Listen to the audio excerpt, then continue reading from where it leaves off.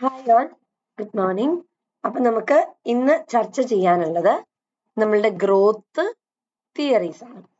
അപ്പൊ നമ്മുടെ ബേസിക്കലി എക്കണോമിക്സിന്റെ ഏരിയയിലേക്ക് കടന്നിട്ടുണ്ടെങ്കിൽ നമുക്ക് ഗ്രോത്ത് തിയറീസ് കാണാൻ പറ്റും. അതായത് ഓരോ രാജ്യങ്ങളും ഏത് തരത്തിലുള്ള ഡെവലപ്മെന്റിലേക്കാണ് ഇമ്പോർട്ടൻസ് കൊടുക്കേണ്ടത്, അല്ലെങ്കിൽ ഏത് തരത്തിലുള്ള ഗ്രോത്ത് പാറ്റേൺസിനാണ് ഇമ്പോർട്ടൻസ് കൊടുക്കേണ്ടത് എന്നതിനെ ബേസ് ചെയ്തിട്ട് പലതരത്തിലുള്ള ഗ്രോത്ത് തിയറീസും നമുക്ക് പറയാനായിട്ട് സാധിക്കും. അപ്പൊ ബേസിക്കലി നമുക്ക് രണ്ട് രീതിയിലുള്ള ഗ്രോത്ത് തിയറീസ് ആണ് അവൈലബിൾ ആയിട്ട് ഉള്ളത്.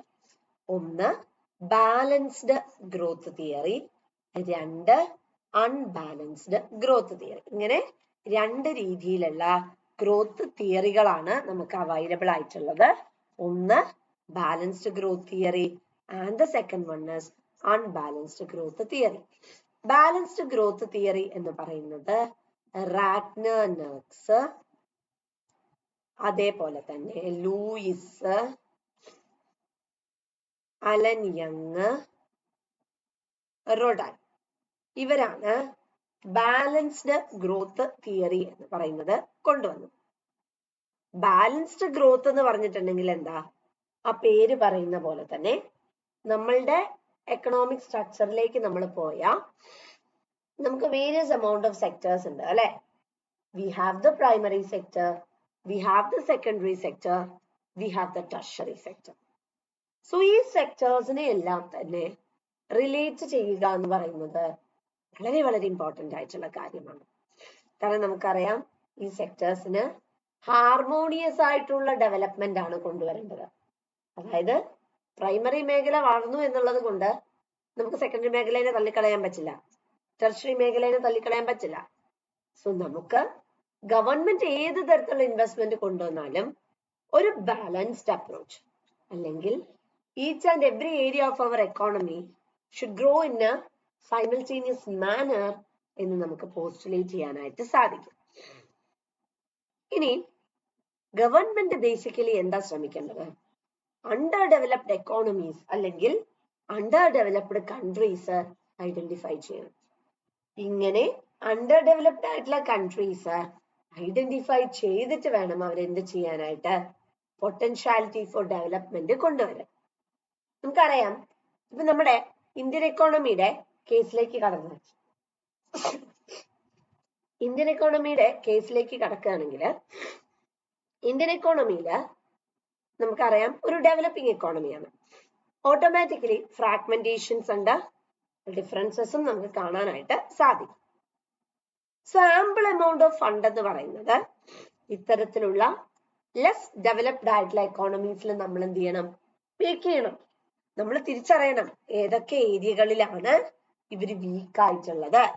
ആ ഏരിയ നമ്മൾ ഐഡന്റിഫൈ ചെയ്യുകയും അവർക്ക് എന്തെല്ലാം ഡെവലപ്മെന്റ് കൺസിഡറേഷൻസ് ആണോ പ്രൊവൈഡ് ചെയ്യാനായി സാധിക്കുന്നത് അതെല്ലാം കൊണ്ടുവരികയും ചെയ്യണം.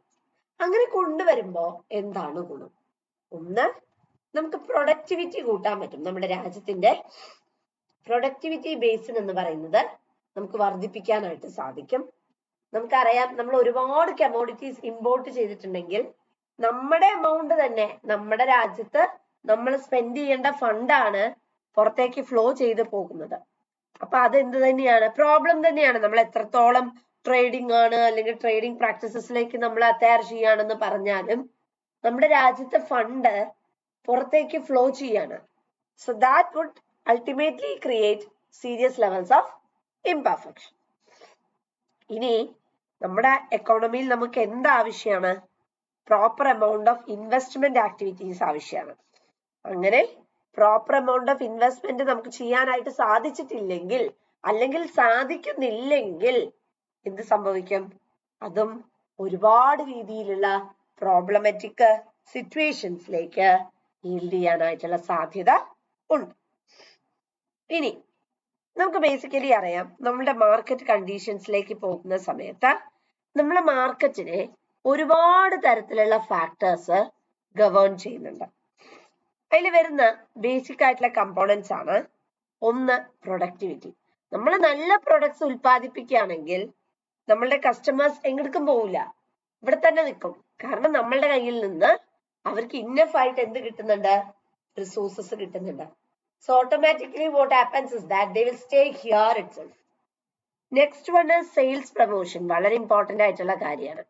നമുക്ക് സെയിൽസ് ഓഗ്മെന്റ് ചെയ്യേണ്ട ആവശ്യമുണ്ട് അല്ലെ? നമ്മൾ പലതരത്തിലുള്ള സ്ട്രാറ്റജിയും കൊണ്ടുവരണം. നമ്മളിന്ന് ഒരു കമ്പറ്റേറ്റീവ് എക്കോണമി ആയി മാറിയിട്ടുണ്ടെങ്കിൽ നമ്മുടെ പ്രൊഡക്ടിവിറ്റിയും സെയിൽസ് ബേസിനും എന്ത് തന്നെയാണ് അവിടെ ഇമ്പോർട്ടന്റ് ആയിട്ടുള്ള ഒരു ഏരിയ ആണ്. ട്രേഡ് ബാരിയേഴ്സ്, ട്രേഡ് റെസ്ട്രിക്ഷൻസ് ഉണ്ട്, ട്രേഡ് റെഗുലേഷൻസ് എക്സിസ്റ്റ് ചെയ്യുന്നുണ്ട്. അപ്പൊ നമ്മുടെ റെഗുലേഷൻ അല്ലെങ്കിൽ നമ്മുടെ കണ്ടീഷൻ എന്ന് പറയുന്നത് എപ്പോഴും എന്തായിരിക്കണം? ഈ ട്രേഡ് ബാരിയേഴ്സിനെ ഒന്ന് കൺട്രോൾ ചെയ്യുക, ഈ ട്രേഡ് ബാരിയേഴ്സിനെ അപ് ടു സം എക്സ്റ്റെന്റ് വരെയെങ്കിലും കർട്ടെയിൽ ചെയ്യുക എന്നുള്ളത് വളരെ ഇമ്പോർട്ടന്റ് ആയിട്ടുള്ള കാര്യമാണ്. Next is geographical area. നമുക്കറിയാം ഒരു പെർട്ടിക്കുലർ ഏരിയയിലെ ഡെവലപ്മെന്റ് നമുക്ക് കൊണ്ടുവരാനായിട്ട് സാധിച്ചാൽ ample amount of development fund രൂപത്തിലും അതുപോലെ തന്നെ ഫിസിക്കൽ ആയാലും ഇക്കണോമിക് ആയാലും എല്ലാ രീതിയിലും നമുക്ക് എന്ത് കൊണ്ടുവരാൻ പറ്റും? പൊട്ടൻഷ്യാലിറ്റി ഫോർ ഡെവലപ്മെന്റ് എന്ന് പറയുന്നത് കൊണ്ടുവരാനായിട്ട് സാധിക്കും. Then there comes money supply. Money supply പറയുമ്പോൾ total quantity of money that is circulating in our economy. നമ്മുടെ എക്കോണമിയിൽ എത്രത്തോളം ഫണ്ട് ജനറേറ്റഡ് ആകുന്നുണ്ട്? ആംബിൾ ആയിട്ടാണോ ഫണ്ട് മൊബിലൈസ് ചെയ്യുന്നത്? Are there any particular level of regulations or restrictions? That is important. അത് ഒരു governing factor ആണ്. അപ്പം ഒരു എക്കണോമിയില് പ്രൊഡക്ടിവിറ്റിക്കാണ് ഏറ്റവും കൂടുതൽ ഇമ്പോർട്ടൻസ് കൊണ്ടുവരേണ്ടത് എന്ന് പ്രസ്താവിച്ച വ്യക്തിയാണ് ഫ്രാങ്ക് നേഴ്സ് എന്ന് പറയുന്ന വ്യക്തി. അദ്ദേഹം പറയുന്നത് നമുക്ക് ബാലൻസ്ഡ് ഗ്രോത്ത് ആണ് വേണ്ടത്. അതായത് ഡിഫറെന്റ് സെക്ടേഴ്സ് ഉണ്ട് നമ്മളുടെ എക്കോണമിയില്. ഈ ഡിഫറെന്റ് സെക്ടേഴ്സിലും നമ്മൾ എന്ത് ചെയ്യണം? Importance കൊണ്ടുവന്നിരിക്കണം. Let there be the primary sector, let there be the secondary sector, or be the service sector.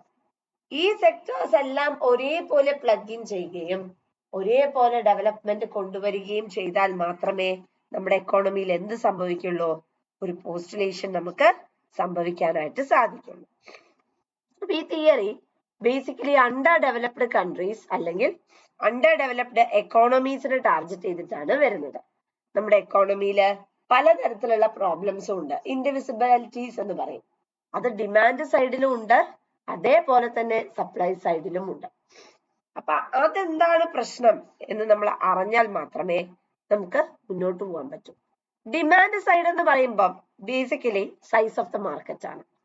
അതായത് നമുക്ക് വളരെ വലിയ രീതിയിലുള്ള മാർക്കറ്റ് സ്ട്രക്ചർ അല്ലെങ്കിൽ മാർക്കറ്റ് എക്സ്റ്റാബ്ലിഷ്മെന്റ് ഉണ്ട്. പക്ഷെ ഈ മാർക്കറ്റ്സിനെ കൃത്യമായി നമുക്ക് എംപ്ലോയ് ചെയ്യാൻ പറ്റുന്നുണ്ടോ? അല്ലെങ്കിൽ കൃത്യമായി നമുക്ക് യൂസ് ചെയ്യാൻ പറ്റുന്നുണ്ടോ എന്നുള്ളത് എപ്പോഴും എന്താ? It's a questionable thing.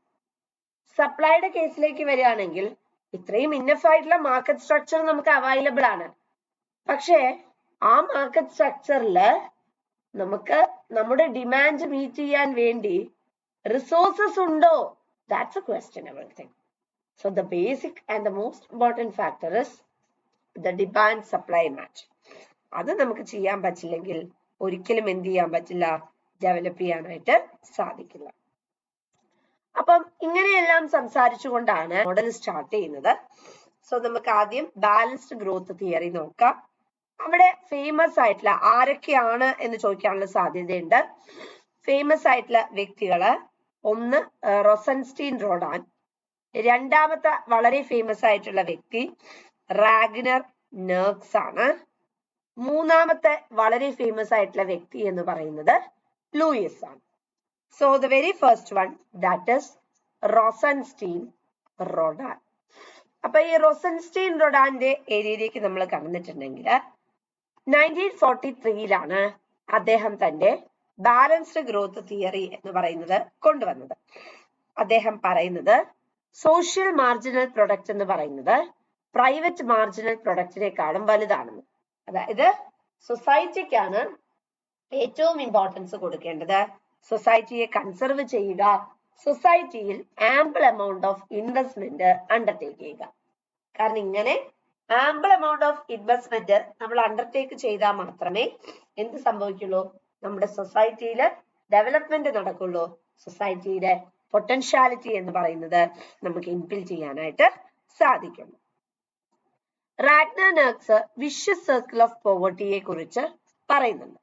Vicious circle of poverty എന്ന് പറഞ്ഞിട്ടുണ്ടെങ്കിൽ ഒരു പെർട്ടിക്കുലർ രാജ്യമുണ്ടെങ്കിൽ ആ പെർട്ടിക്കുലർ രാജ്യത്തില് നമ്മൾ പലതരത്തിലുള്ള ഇൻകറൻസും പലതരത്തിലുള്ള ഡെവലപ്മെന്റ് ആക്ടിവിറ്റീസും കൊണ്ടുവരാൻ വേണ്ടി ശ്രമിക്കുന്നുണ്ട്. പക്ഷേ നമ്മുടെ രാജ്യം എന്ന് പറയുന്നത് സ്റ്റിൽ ലേ ബിഹൈൻഡ്. പുവറായിട്ടുള്ളത് പുവറായി തന്നെ എന്ത് ചെയ്യാണ്, കണ്ടിന്യൂ ചെയ്ത് പോവാണ് ചെയ്യുന്നത്. Low income country again remains as low income. Low saving economy again remains as low saving.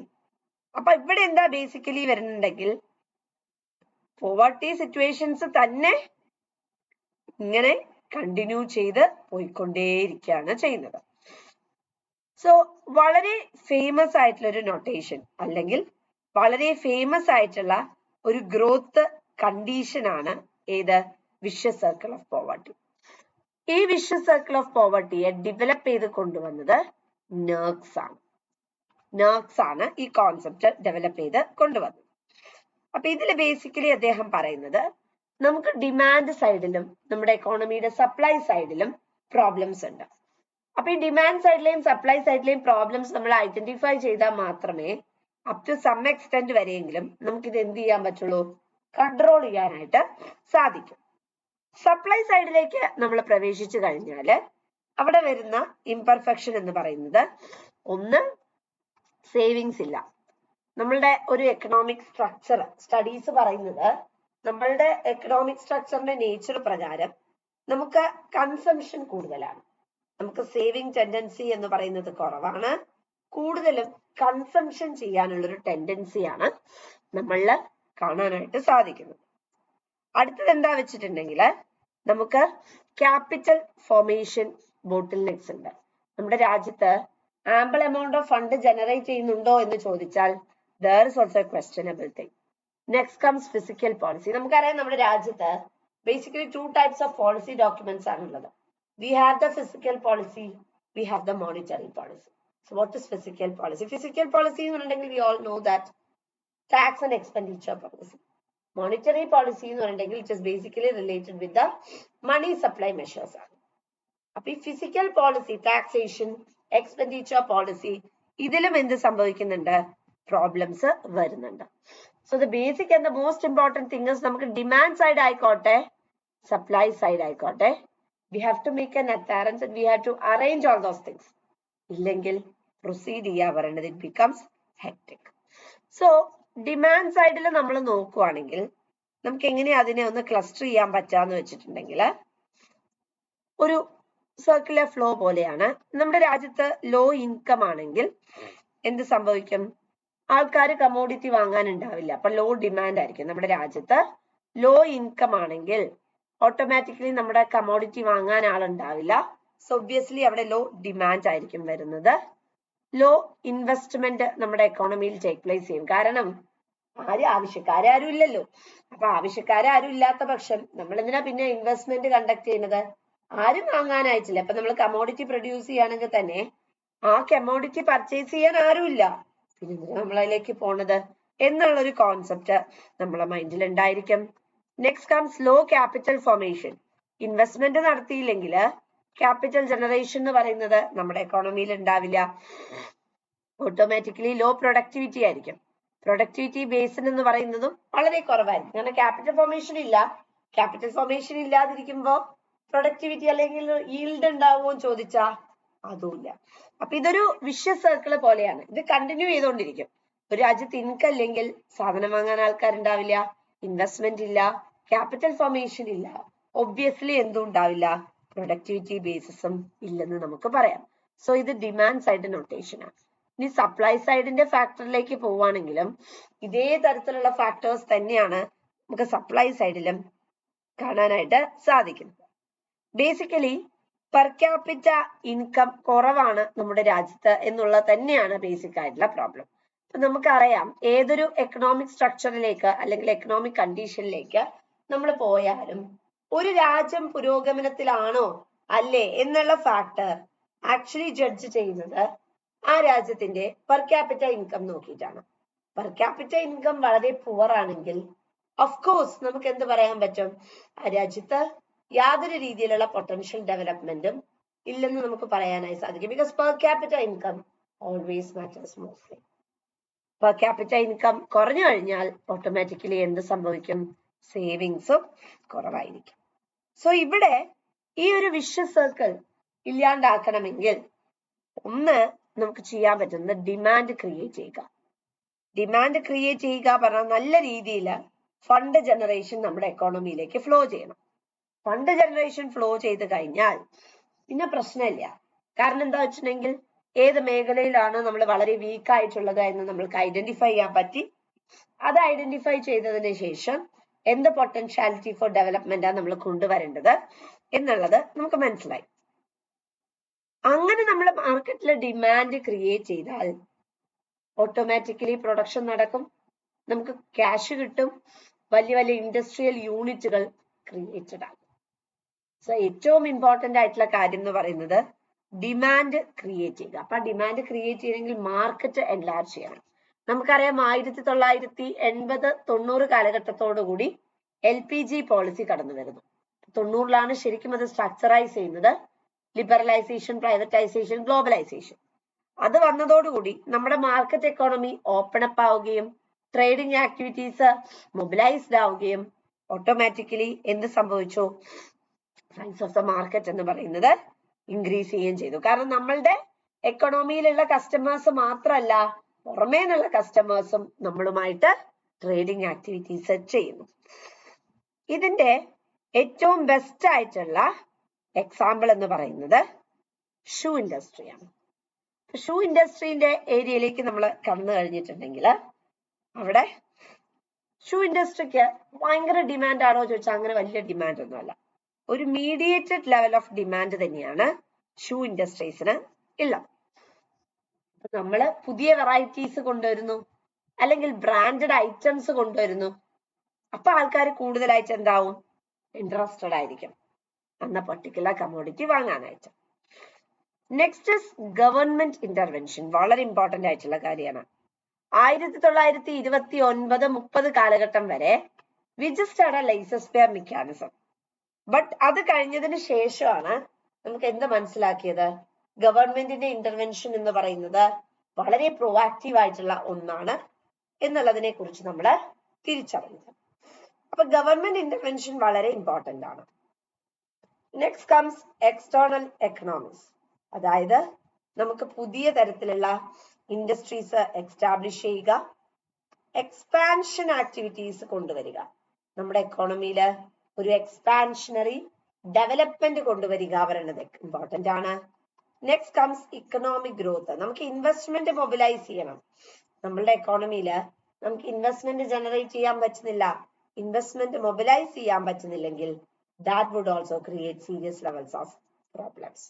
അപ്പൊ നമ്മൾ എപ്പോഴും എന്താ ചെയ്യേണ്ടത്, പൊട്ടൻഷ്യൽ സേവിങ്സ് എന്ന് പറയുന്നത് മൊബിലൈസ് ചെയ്യണം, ഫണ്ട് ജനറേറ്റ് ചെയ്യണം. എങ്കിൽ മാത്രമേ നമുക്ക് എന്ത് ചെയ്യാൻ പറ്റൂ, ആംബിൾ ആയിട്ട് ഡെവലപ്മെന്റ് കൺസിഡറേഷൻസിലേക്ക് പോകാനായിട്ട് സാധിക്കും. Next comes the Lewis model. WA Lewis എന്നാണ് പേര്. അദ്ദേഹവും ബാലൻസ്ഡ് ഗ്രോത്ത് തിയറിനെ അഡ്വക്കേറ്റ് ചെയ്തതാണ്. അദ്ദേഹം പറയുന്നത് അൺഫേവറബിൾ ആയിട്ടുള്ള ടേംസ് ഓഫ് ട്രേഡ് ആണെന്ന് വിചാരിക്കാം. അതായത് നമ്മൾ ഒരുപാട് ഇമ്പോർട്ട് ചെയ്യുന്നു, പക്ഷെ അതിനനുസരിച്ചിട്ട് നമ്മൾ എക്സ്പോർട്ട് ചെയ്യുന്നില്ല. അങ്ങനെയാണെങ്കിൽ നമുക്ക് അൺഫേവറബിൾ ആ. കാരണം ഇമ്പോർട്ടും എക്സ്പോർട്ടും ആക്ടിവിറ്റീസ് സൈമൾട്ടേനിയസ്ലി നമുക്ക് നടക്കണം. എങ്കിൽ മാത്രമേ നമുക്ക് എന്ത് പറയാൻ പറ്റൂ, എക്കണോമിയിൽ ഡെവലപ്മെന്റ് ഉണ്ടെന്ന് പോസ്റ്റുലേറ്റ് ചെയ്യാൻ പറ്റും. ഇത് അങ്ങനെ ഇല്ലെങ്കിൽ നമുക്ക് ഒരു രീതിയിലും എന്ത് പ്ലഗ് ഇൻ ചെയ്യാൻ പറ്റില്ല, ഡെവലപ്മെന്റ് ക്യാരക്ടറിസ്റ്റിക് ഉണ്ട് എന്ന് നമുക്ക് പറയാനായിട്ട് സാധിക്കില്ല. സോ നമ്മളിവിടെ ഇമ്പോർട്ട് ആയാലും എക്സ്പോർട്ട് ആക്ടിവിറ്റി ആയാലും സൈമൾട്ടേനിയസ് ആയിട്ട് ഫോർമുലേറ്റ് ചെയ്യണം. എങ്കിൽ നമുക്ക് എന്ത് പറയാൻ പറ്റും, രാജ്യത്ത് പ്രോഗ്രസീവ് ടെൻഡൻസി ഉണ്ടെന്ന്. നമ്മൾ സെക്ടർ വൈസ് കോൺട്രിബ്യൂഷനിലേക്ക് പോകുമ്പോൾ ഒരു പെർട്ടിക്കുലർ സെക്ടറിൽ ചിലപ്പോൾ ആംബിൾ എമൗണ്ട്സ് ഇൻവെസ്റ്റ്മെന്റ് നടന്നേക്കാം, മറ്റ് സെക്ടറിൽ എത്രത്തോളം ഇൻവെസ്റ്റ്മെന്റ് നടക്കണമെന്ന് ഇല്ല. So the most important concern is എങ്ങനെയാണ്, how we are going for the investment activity, that is very important. ചില എക്കണോമീസിൽ പ്രൈസ് എന്ന് പറയുന്നത് ഇപ്പൊ അഗ്രികൾച്ചറൽ സെക്ടറിലേക്ക് നമ്മൾ പോവുകയാണെങ്കിൽ അഗ്രികൾച്ചറൽ കമ്മോഡിറ്റിയുടെ വില എന്ന് പറയുന്നത് ചിലപ്പോൾ ഭയങ്കര അധികമായിരിക്കാം. ഇൻഡസ്ട്രിയൽ മേഖലയിൽ അത് ഉണ്ടാവില്ല. സോ നമ്മളത് ഐഡന്റിഫൈ ചെയ്യണം, ഏത് മേഖലയിലാണ് നമ്മൾ വീക്ക് ആയിട്ടുള്ളത്. അത് ഐഡന്റിഫൈ ചെയ്ത് ആ വീക്ക് ആയിട്ടുള്ള എക്കോണമിനെ അപ്ലിഫ്റ്റ് ചെയ്യുക എന്നുള്ളതായിരിക്കണം നമ്മുടെ ലക്ഷ്യം. Next is the big push theory. Big push തിയറിയിലേക്ക് നമ്മൾ നൊട്ടേറ്റ് ചെയ്യുന്ന സമയത്ത് നമുക്കറിയാം കോർഡിനേഷൻ ഫെയിലിയർ എന്ന് പറയുന്നത് വരാനായിട്ടുള്ള സാധ്യതയുണ്ട്. ബിഗ് പുഷ് എന്ന് പറയുമ്പോൾ നമുക്ക് ചില ലെസ് ഡെവലപ്ഡ് കൺട്രീസിനെ സംബന്ധിച്ചിടത്തോളം അവർക്ക് ഡെവലപ്മെന്റിലേക്ക് പോസ്റ്റുലേറ്റ് ചെയ്യണം, അല്ലെ ഡെവലപ്മെന്റിലേക്ക് വരണം എന്നുള്ളൊരു ടെൻഡൻസി ഉണ്ട്. But what happens is that അവർക്ക് ആംബിൾ ആയിട്ട് ഡെവലപ്മെന്റിലേക്ക് വരാനായിട്ടുള്ള ഒരു കൺസിഡറേഷൻ ലഭിക്കുന്നില്ല. ഇവിടെ പല തരത്തിലുള്ള ഹേർഡിൽസ് എന്ന് പറയുന്നതും മാർക്കറ്റ് എക്കോണമിനെ ഇൻഫ്ലുവൻസ് ചെയ്യാനുള്ള ഫാക്ടർ ഉണ്ട്. സോ ഈ തരത്തിലുള്ള ഹേർഡിൽസ് എല്ലാം ഐഡന്റിഫൈ ചെയ്ത് ആ ഹേർഡിൽസിനെ എല്ലാം മറികടക്കുമ്പോഴാണ് നമുക്ക് ബേസിക്കലി എന്ത് ചെയ്യാൻ പറ്റുന്നത്, സ്ട്രക്ചറലി ഡെവലപ്പ് ചെയ്യാനായിട്ട് സാധിക്കുന്നത്. 3 തരത്തിലുള്ള ഇൻഡിവിസിബിലിറ്റീസ് ആണ് ഈ ഒരു പെർട്ടിക്കുലർ ഏരിയയിൽ നമുക്ക് കാണാനായിട്ട് സാധിക്കുന്നത്. 1 പ്രൊഡക്ഷന്റെ മേഖലയില്, 2 ഡിമാൻഡിന്റെ മേഖലയില്, 3 സേവിങ്സിന്റെ മേഖലയില്. ആംബിളായി പ്രൊഡക്ഷൻ ചെയ്യാൻ പറ്റുന്നില്ല, ദർ കംസ് ഇംപെർഫെക്ഷൻ. പ്രോപ്പർ ആയിട്ട് ഡിമാൻഡ് ഇല്ല, നമുക്കറിയാം കമോഡിറ്റീസിന്റെ ഡിമാൻഡ് എന്ന് പറയുന്നത് വെരി ഇമ്പോർട്ടന്റ്. പ്രോപ്പർ ആയിട്ട് സേവിങ്സ് ഇല്ല, സപ്ലൈ സൈഡിൽ സേവിങ്സ് ഇല്ല. ആൾക്കാർ സേവ് ചെയ്താൽ മാത്രമേ എന്ത് ചെയ്യാൻ പറ്റുള്ളൂ, നമുക്ക് ഡെവലപ്പ് ചെയ്യാൻ പറ്റുള്ളൂ. സോ സേവിങ്സ് ഇല്ലാത്ത അവസ്ഥയും ഒരുപാട് തരത്തിലുള്ള പ്രോബ്ലംസ് ക്രിയേറ്റ് ചെയ്യും. അപ്പൊ നമ്മുടെ എക്കോണമിയിൽ ഇന്റേണൽ പ്രോബ്ലംസ് അല്ലെങ്കിൽ ഇന്റേണൽ എക്കണോമിക് സ്ട്രക്ചർ ഇംപെർഫെക്ഷൻസ് മാത്രമല്ല, പുറമേ നിന്നുള്ള ഒരുപാട് എക്സ്റ്റേണൽ ഫാക്ടേഴ്സും നമ്മുടെ സ്റ്റഡീനെ ഗവേൺ ചെയ്യാനുള്ള ഫാക്ടേഴ്സ് ഉണ്ട്. അപ്പൊ ദ മോസ്റ്റ് ഇമ്പോർട്ടൻറ്റ് തിങ് അതിനെല്ലാം റിലേറ്റ് ചെയ്യുക, സ്ട്രക്ചറൈസ് ചെയ്യുക എന്നുള്ളതാണ്. സോ ഏതൊരു എക്കണോമിനെ സംബന്ധിച്ചിടത്തോളം ഒരു പുഷ് നമ്മൾ എന്ത് ചെയ്യണം, കൊടുത്തിരിക്കണം. And that is the particular case of the underdeveloped economy. നമ്മളൊരു പുഷ് കൊടുക്കണം. ആ പുഷ് നമുക്ക് കൊടുക്കാനായി സാധിച്ചാൽ എക്കണോമിയിൽ എന്ത് ടേക്ക് പ്ലേസ് ചെയ്യും, ഡെവലപ്മെന്റ് എന്ന് പറയുന്നത് ഒബ്വിയസ്ലി ടേക്ക് പ്ലേസ് ചെയ്യും. Next is the unbalanced growth theory. Unbalanced growth theory എന്ന് പറയുന്നത് ബേസിക്കലി ഹിർഷ്മാൻ ആണ് ഫോർവേഡ് ചെയ്യുന്നത്. അതിനെ സപ്പോർട്ട് ചെയ്തത് സിംഗർ, കിൻഡിൽബർഗർ, അതുപോലെ പോൾ സ്ട്രീറ്റൻ, അതുപോലെ റോസ്റ്റോക്ക്. ഇവരാണ് ബേസിക്കലി എന്ത് ചെയ്യുന്നത്, അൺബാലൻസ്ഡ് ഗ്രോത്ത് തിയറീസിനെ സപ്പോർട്ട് ചെയ്യുന്നത്. ഇവരുടെ ഫേമസ് അൺബാലൻസ്ഡ് ഗ്രോത്ത് തിയറിയുമായി റിലേറ്റ് ചെയ്യുന്ന ബുക്കാണ് the strategy of economic development എന്ന് പറയുന്നത്. അതായത് നമ്മുടെ എക്കോണമിയിൽ ഡിസിക്വിലിബ്രിയം ചെയിൻ എന്ന് പറയുന്നത് ഒക്കെ ചെയ്യുന്നുണ്ട്. പലതരത്തിലുള്ള ഇംപെർഫെക്ഷൻസ് എന്ന് പറയുന്നതും നമ്മുടെ എക്കോണമിയിൽ ഒക്കെ ചെയ്യുന്നുണ്ട്. So the most important thing is ഈ ഡിസിക്വിലിബ്രിയം ചേഞ്ച് അല്ലെങ്കിൽ ഈ ഡിസിക്വിലിബ്രിയം പ്രോബ്ലം, ഇക്വിലിബ്രിയം എന്ന് പറഞ്ഞാൽ എന്താ, it's A state of rest. അതായത് നമുക്ക് ഓവർ ആയിട്ടുള്ള പ്രോബ്ലംസും ഇല്ല, ഒന്നും രീതിയിലുള്ള കൺസിഡറേഷൻസും ഇല്ല. ഡിസിക്വിലിബ്രിയം എന്ന് പറഞ്ഞാൽ എന്താ, എക്കോണമി ഒന്ന് ഷാക്കിൾ ആവാണ്, നമുക്ക് സ്റ്റെബിലിറ്റി കണ്ടീഷൻസിലേക്ക് ഒറിജിനേറ്റ് ചെയ്യാൻ പറ്റുന്നില്ല. നമുക്ക് ഡെവലപ്പ് ചെയ്യണം എന്നുള്ള പോസിബിലിറ്റി അല്ലെങ്കിൽ നമുക്കൊരു ആഗ്രഹമുണ്ട്. പക്ഷെ വാട്ട് ഹാപ്പൻസ് ഇസ് ദാറ്റ് അതിനനുസരിച്ച് നമുക്ക് മൂവ് ചെയ്യാനായിട്ട് പറ്റുന്നില്ല. ഹിർഷ്മാൻ ബേസിക്കലി 2 തരത്തിലാണ് നമ്മുടെ ഇൻവെസ്റ്റ്മെന്റിനെ മൊബിലൈസ് ചെയ്യുന്നത്. The very first one is the convergent and the second one is the divergent. Convergent എന്ന് പറഞ്ഞിട്ടുണ്ടെങ്കിൽ ഇവിടെ ബേസിക്കലി എക്സ്റ്റേണൽ എക്കണോമീസുമായിട്ടാണ് ഇത് റിലേറ്റ് ചെയ്യുന്നത്. ഇവിടെ നമ്മൾ ഡയറക്ട്ലി പ്രൊഡക്റ്റീവ് ആയിട്ടുള്ള അസറ്റ്സിലും സോഷ്യൽ ഓവർഹെഡ് കോസ്റ്റിലും ഇൻവെസ്റ്റ്മെന്റ് നടത്തും. അതായത് നമ്മളുടെ എക്കോണമിയിൽ ഫണ്ട് മൊബിലൈസേഷൻ എന്ന് പറയുമ്പോൾ പലതരത്തിലുണ്ട്. അപ്പൊ വളരെ പ്രൊഡക്റ്റീവ് ആയിട്ട് ഏത് ചാനലിലാണ് നമ്മൾ ഫണ്ട് ഇൻവെസ്റ്റ് ചെയ്യേണ്ടത്, ബേസിക്കലി പ്രൊഡക്റ്റീവ് റിസോഴ്സസ്. ഇപ്പം എഡ്യൂക്കേഷണൽ ഇൻസ്റ്റിറ്റ്യൂഷൻസ് കണ്ടക്ട് ചെയ്യുക, അതുപോലെ തന്നെ റോഡ്സ് കൺസ്ട്രക്ട് ചെയ്യുക, അങ്ങനെയൊക്കെ വരുന്ന സമയത്ത് ഡെവലപ്മെന്റ് തന്നെയാണ് നമ്മളുടെ എക്കോണമിയിൽ ടേക്ക് പ്ലേസ് ചെയ്യുന്നത്. അതേപോലെ സോഷ്യൽ ഗുഡ്സ് ഉണ്ടാക്കുക, മെറിറ്റോറിയസ് ആയിട്ടുള്ള ഗുഡ്സ് പ്രൊഡ്യൂസ് ചെയ്യുക, അതും വളരെ ഇമ്പോർട്ടന്റ് ആയിട്ടുള്ള കൺസിഡറേഷൻസ് ആണ്. ഡൈവർജന്റ് ആവുന്ന സമയത്ത് നമ്മൾ ഒരു ഏരിയയിൽ കോൺസെൻട്രേറ്റ് ചെയ്യരുത്. നമ്മൾ എന്ത് ചെയ്യണം? ഡൈവേഴ്സിഫൈ ചെയ്യുക. പേര് റെപ്രസെന്റ് ചെയ്യണ പോലെ തന്നെ ഡൈവേഴ്സിഫൈഡ് ആയിട്ട് ബോത്ത് ഇന്റേണൽ ആയാലും എക്സ്റ്റേണൽ എക്കണോമീസിന്, നമ്മളുടെ എക്കണോമിയുടെ ഉള്ളിലുള്ള പ്രശ്നങ്ങൾക്കും നമ്മൾ ഇമ്പോർട്ടൻസ് കൊടുക്കണം, പുറമേ നിന്നുള്ള പ്രശ്നങ്ങൾക്കും നമ്മൾ ഇമ്പോർട്ടൻസ് കൊടുക്കണം. എങ്കിൽ മാത്രമേ നമുക്ക് എന്ത് ചെയ്യാൻ പറ്റുള്ളൂ? മുന്നോട്ടേക്ക് പോകാനായിട്ട് സാധിക്കും. ഹെർഷ്മാന്റെ തിയറിയില് ബേസിക്കലി നമ്മൾ പറയുന്നത് രണ്ട് തരത്തിലുള്ള ലിങ്കേജുകളെ കുറിച്ചാണ്. The very first one is the backward linkage and the second one is the forward linkage. അപ്പം ഈ ബാക്ക്വേർഡ് ലിങ്കേജ് എന്ന് പറഞ്ഞിട്ടുണ്ടെങ്കിൽ നമ്മൾ പ്രൊഡക്ഷന്റെ മേഖലയിലേക്ക് പോകുമ്പോൾ അതിന്റെ ഏർലിയർ സ്റ്റേജസിനെയാണ് ബാക്ക്വേർഡ് ലിങ്കേജ് എന്ന് പറയുന്നത്. അപ്പൊ സേ ഫോർ എക്സാമ്പിൾ നമ്മള് ലെതർ, നമ്മൾ ഷൂ ഉണ്ടാക്കുകയാണ്. അപ്പൊ ഈ ലെതർ നമ്മൾ എന്താ പറയാ, ഹയർ ചെയ്യുന്നു, അല്ലെങ്കിൽ ലെതർ നമ്മൾ യൂസ് ചെയ്യുന്നു, പർച്ചേസ് ചെയ്യുന്നു. സോ ഇതെല്ലാം ഒരു ഇനീഷ്യൽ സ്റ്റേജ് ആണ്. സോ ഈ ഇനീഷ്യൽ സ്റ്റേജിനെയാണ് ബാക്ക്വേർഡ് ലിങ്കേജ് എന്ന് പറയുന്നത്. ഫോർവേഡ് ലിങ്കേജ് എന്ന് പറഞ്ഞിട്ടുണ്ടെങ്കിൽ it is the final stage. Final stage of production ആണ് ഫോർവേഡ് ലിങ്കേജ് എന്ന് പറയുന്നത്. സേ ഫോർ എക്സാമ്പിൾ ലെതർ മാറ്റി നമ്മൾ ഷൂസ് ആക്കി കൺവേർട്ട് ചെയ്യുന്നു. So that is what is called the forward linkage. അപ്പൊ നമുക്ക് ബാക്ക്വേർഡ് ലിങ്കേജും ഉണ്ട്, ഫോർവേഡ് ലിങ്കേജും ഉണ്ട്. ഇത് രണ്ടിനെയും നമ്മൾ എന്ത് ചെയ്തേ മതിയാവുള്ളൂ? നമുക്ക് ഫോർമുലേറ്റ് ചെയ്തേ മതിയാവും. അടുത്ത ഇമ്പോർട്ടന്റ് ആയിട്ടുള്ള തിയറിയാണ് ലിബാൻസ്റ്റീന്റെ തിയറി. ലിബാൻസ്റ്റീന്റെ തിയറിയുടെ പേരാണ് ക്രിട്ടിക്കൽ മിനിമം എഫേർട്ട് തിയറി എന്ന് പറയുന്നത്. പ്രൊഫസർ ഹാവേ ലിബാൻസ്റ്റൺ ആണ് ക്രിട്ടിക്കൽ മിനിമം എഫേർട്ട് തിയറി കൊണ്ടുവന്നിരിക്കുന്നത്. ഏതൊരു രാജ്യത്താണോ ലോ പെർ ക്യാപിറ്റ ഇൻകം ഉള്ളത് ആ രാജ്യത്തിനെ കുറിച്ചാണ് ഇവിടെ കൂടുതലായിട്ടും പരാമർശിക്കുന്നത്.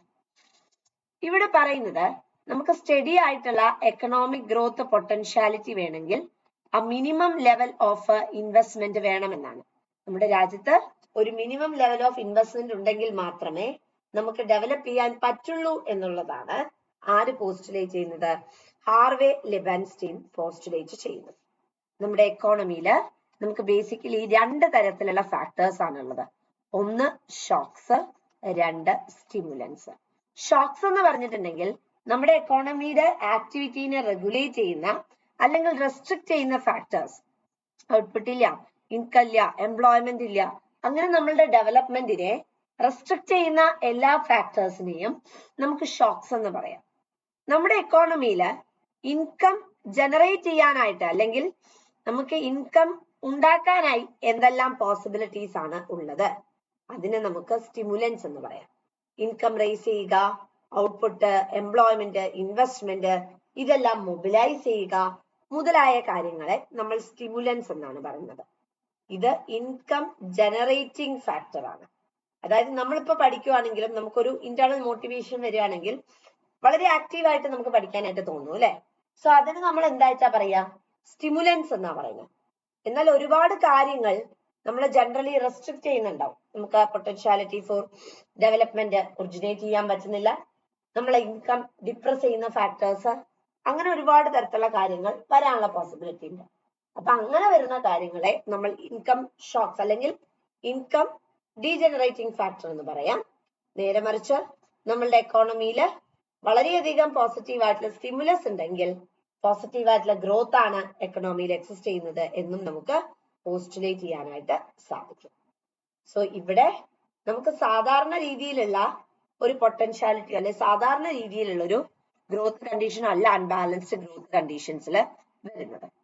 ഒരു പർട്ടിക്കുലർ രാജ്യത്തിന്റെ കണ്ടീഷൻസ് എടുക്കുമ്പോൾ സ്റ്റിമുലൻസ് ആണ് ഷോക്സിനെക്കാളും കൂടുതലായിട്ട് വേണ്ടത്. സോ ഇവിടെ ഏറ്റവും ഇമ്പോർട്ടന്റ് ആയിട്ട് വരുന്ന എന്താ വെച്ചിട്ടുണ്ടെങ്കിൽ സ്റ്റിമുലൻസിനെ ക്രിയേറ്റ് ചെയ്യുന്ന ഒരുപാട് കാര്യങ്ങളുണ്ട്.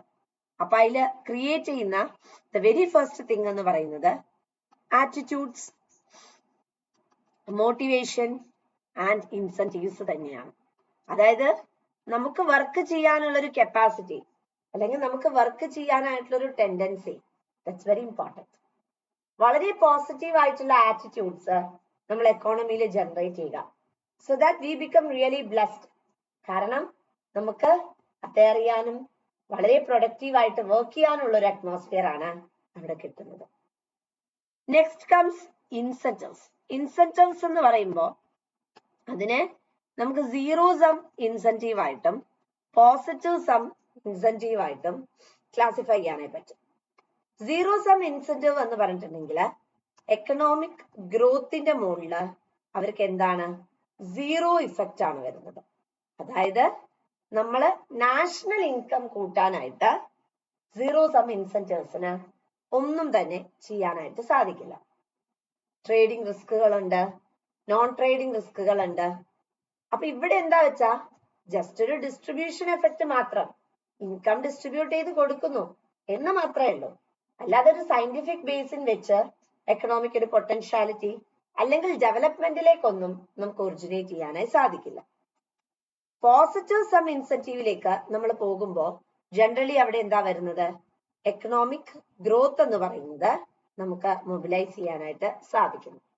പ്രൊഡക്റ്റീവ് ആയിട്ടുള്ള ഇൻവെസ്റ്റ്മെന്റ് ആക്ടിവിറ്റീസിലേക്ക് നമുക്ക് ഫണ്ട് ഇൻവെസ്റ്റ് ചെയ്യാനായി പറ്റുന്നു. ടെക്നോളജിക്കൽ റിസോഴ്സസ് എന്ന് പറയുന്നത് യൂട്ടിലൈസ് ചെയ്യാനായി സാധിക്കുന്നു.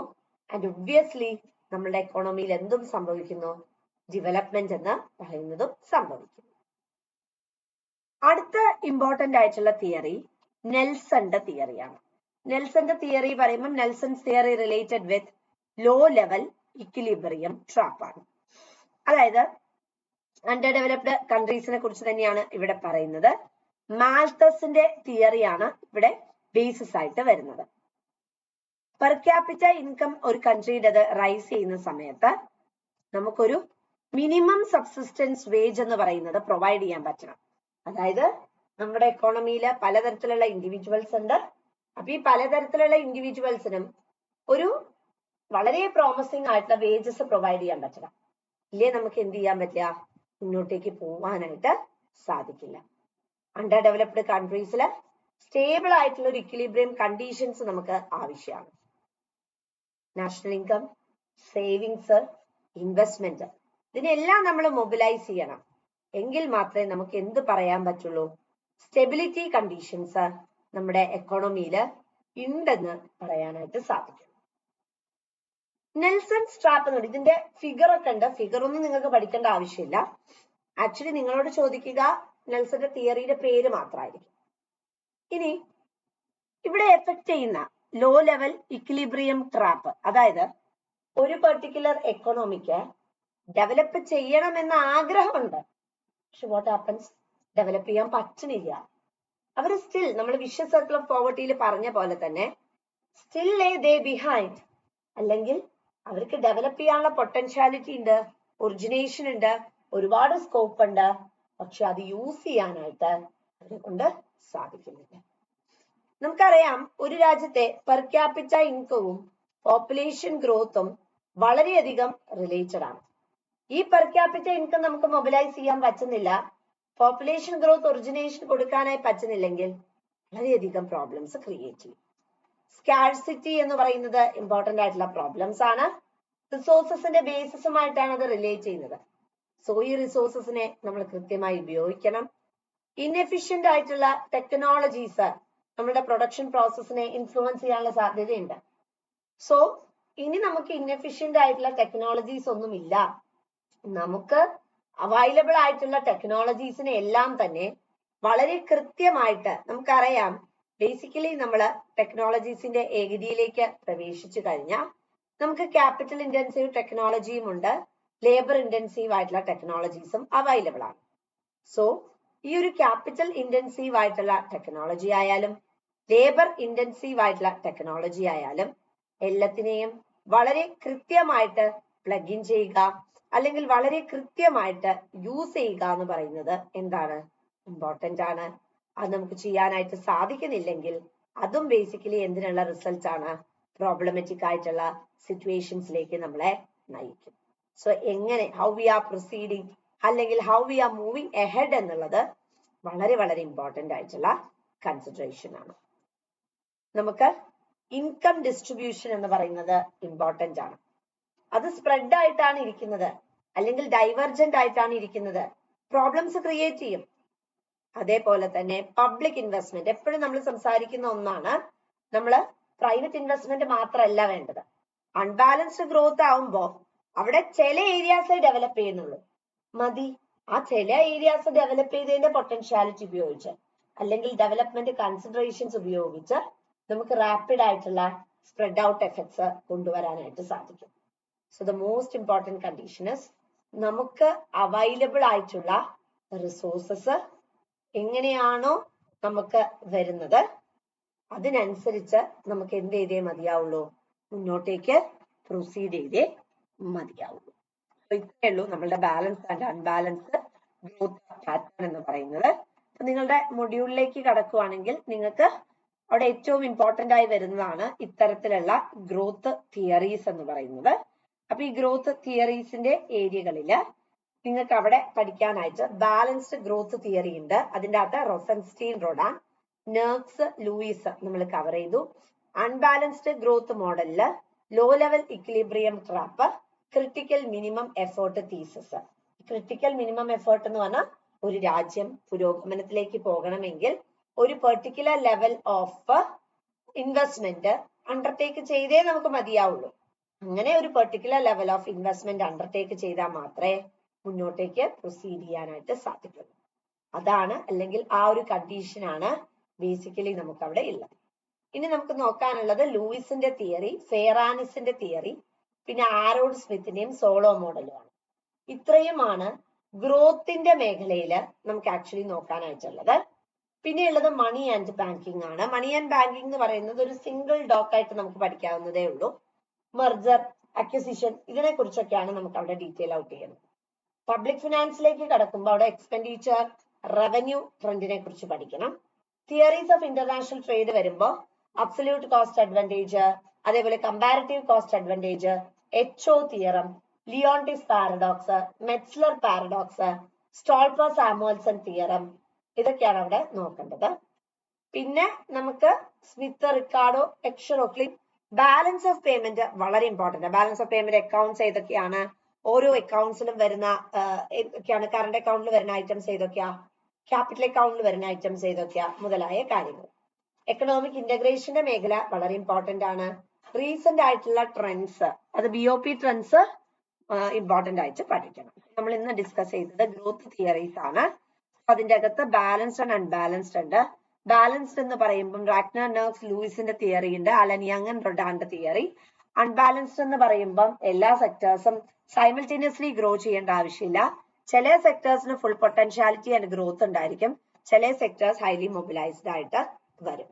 സൈസ് ഓഫ് ദ മാർക്കറ്റിനെ ഇൻഫ്ലുവൻസ് ചെയ്യുന്ന productivity, sales promotion, trade barriers, geographical area and money supply ആണുള്ളത്. ഇതിന് ഏറ്റവും കൂടുതൽ നമ്മൾ ഇമ്പോർട്ടൻസ് കൊടുക്കണം. പ്രൊഡക്ടിവിറ്റി നെർക്സ് ആണ് കോൺസെപ്റ്റ് കൊണ്ടുവന്നത്. Balanced growth theory Rosenstein, Rodan, Nurkse and Lewis ആണ്. നമുക്ക് ഡിമാൻഡ് സപ്ലൈ കണ്ടീഷൻസ് അല്ലെങ്കിൽ റെസ്ട്രിക്ഷൻസ് എന്ന് പറയുന്നത് നമ്മുടെ എക്കോണമിയിൽ നമുക്ക് കാണാനായിട്ട് സാധിക്കും. So the most important thing is ഈ റെഗുലേഷൻസ് അല്ലെങ്കിൽ ഈ റെസ്ട്രിക്ഷൻസിനെ ഇല്ലാതാക്കുക എന്നുള്ളതാണ്. അത് നമ്മൾ ഐഡന്റിഫൈ ചെയ്ത് നമുക്ക് പ്രൊസീഡ് ചെയ്യാനായി പറ്റുമെങ്കിൽ മുന്നോട്ട് പോവുക എന്ന് പറയുന്നത് it becomes really important. Next comes unbalanced growth theory. Unbalanced growth തിയറിയിലേക്ക് നമ്മൾ പോയി കഴിഞ്ഞാൽ നമുക്ക് ബേസിക്കലി ഒരു പെർട്ടിക്കുലർ ഏരിയയിൽ ഡെവലപ്മെന്റ് അല്ലെങ്കിൽ പെർട്ടിക്കുലർ സെക്ടറിൽ മാത്രമല്ല നമുക്ക് ഡെവലപ്മെന്റ് വേണ്ടത്. ഡെവലപ്മെന്റ് എന്ന് പറയുന്നത് എപ്പോഴും ഡൈവേഴ്സിഫൈഡ് ആയിരിക്കണം. മാത്രമല്ല അവിടെ ചില ഏരിയ ഡെവലപ്പ് ചെയ്യുക എന്ന് പറയുന്നത് it might be the important thing. അത് നമുക്ക് അങ്ങനെ തന്നെ ചെയ്തേ മതിയാവുള്ളൂ അണ്ടർ സർട്ടൻ സിറ്റുവേഷൻസ്. അപ്പൊ അവിടെ നമ്മൾ ഇന്ന കണ്ടീഷൻസേ അബൈഡ് ചെയ്യുള്ളൂ എന്ന് നമുക്ക് ഒരിക്കലും എന്ത് ചെയ്യാൻ പറ്റില്ല, ഓഫർ ചെയ്യാനേ പറ്റില്ല. ചിലപ്പോൾ സർട്ടൻ സെക്ടേഴ്സിൽ മാത്രമായിട്ട് നമ്മൾ പൊട്ടൻഷ്യാലിറ്റി കൊണ്ടുവരേണ്ടതായിട്ട് വരും, സർട്ടൻ സെക്ടറിൽ മാത്രമായിട്ട് നമ്മൾ എന്ത് ചെയ്യേണ്ടതായിട്ട് വരും, ഡെവലപ്മെന്റ് ചെയ്യേണ്ടതായിട്ടും വരും. സോ അത് നമ്മൾ അത്തയർ ചെയ്യുക അല്ലെങ്കിൽ അത് മൊബിലൈസ് ചെയ്യുക എന്ന് പറയുന്നത് ഇമ്പോർട്ടന്റ് ആയിട്ടുള്ള കൺസിഡറേഷൻ ആണ്. സോ ഇത്രയേ ഉള്ളൂ balanced and unbalanced growth theory എന്ന് പറയുന്നത്. ബാലൻസ്ഡ് ആകുമ്പോൾ സൈമൾട്ടേനിയസ് ആയിട്ടുള്ള ഡെവലപ്മെന്റ് എല്ലാ സെക്ടറിലും നമ്മൾ കൊണ്ടുവരണം. അൺബാലൻസ്ഡ് ഗ്രോത്ത് തിയറി ആവുമ്പോൾ സെക്ടേഴ്സിന് അങ്ങനെ ഒരു ഈക്വൽ റെപ്രസെന്റേഷൻ അല്ലെങ്കിൽ ഈക്വൽ ആയിട്ടുള്ള